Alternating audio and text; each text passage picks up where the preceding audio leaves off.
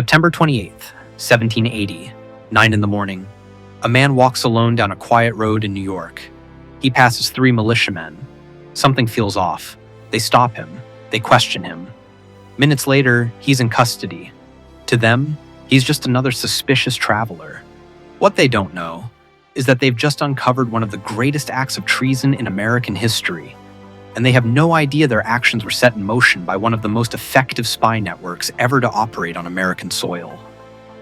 When most people think of spies, they imagine gadgets, disguises, and movie heroes, James Bond, Ethan Hunt. But what if the most dangerous spies America ever had were none of those things? What if they were ordinary people? Shopkeepers, neighbors, friends, people who overheard conversations, people who carried messages, people who watched the road and said nothing. They lived normal lives, and for over 150 years, no one knew who they were, not even George Washington.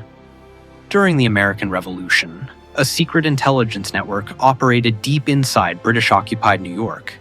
They called themselves the Culper Spy Ring. They used invisible ink, false names, numbers instead of identities. They passed intelligence directly to Washington. They changed the course of the war. And then, out of nowhere, they were gone. Arrests, no confessions, no records. For more than a century, the case went cold, until 1929. That year, historian Morton Pennypacker noticed something strange. The handwriting in the Culper spy reports looked familiar. He compared them to private family letters from Long Island. The match was undeniable.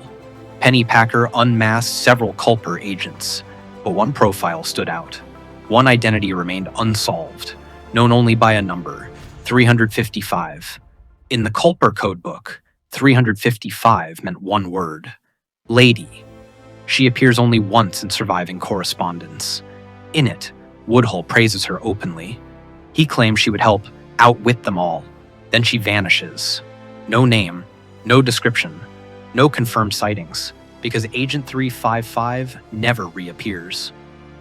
Since then, historians have tried to unmask her. No theory has consensus. The first theory suggests she was a socialite, a woman from a prominent loyalist family in New York City, someone who attended dinners where British officers drank freely and talked carelessly.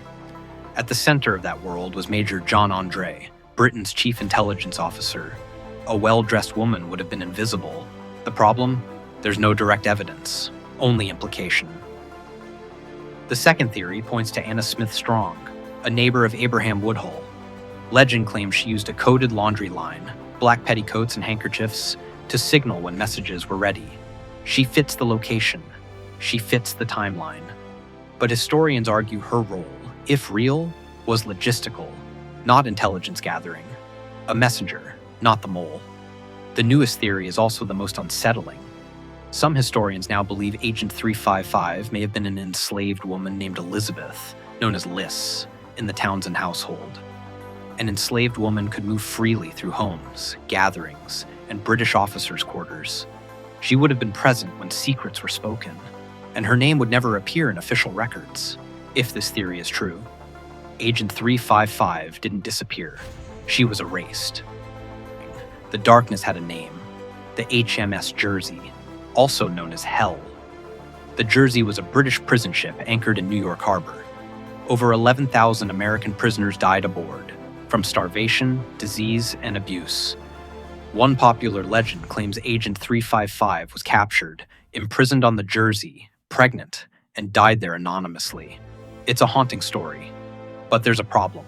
There's no record of her, no prisoner list, no burial record, no proof she was ever captured. Some historians call it a romantic myth. Others say the absence of evidence only deepens the mystery. So back to the story. While Agent 355 vanished, the Culper Ring was closing in on one of the most dangerous betrayals in American history. The ring had noticed something strange. A British officer, Major John Andre, was meeting frequently with a man calling himself John Anderson. That man turned out to be Benedict Arnold. Arnold planned to surrender West Point, the most strategic fort in America, to the British. If successful, the war could have ended overnight. The Culper Ring warned Washington. Time was running out. Then, by chance, Andre was stopped by local militia while traveling in civilian clothes. Hidden in his boot were documents proving the plot. Arnold escaped. Andre was hanged. West Point was saved. The war continued. The Culper Ring had pulled off one of the greatest intelligence victories in history and left almost no trace.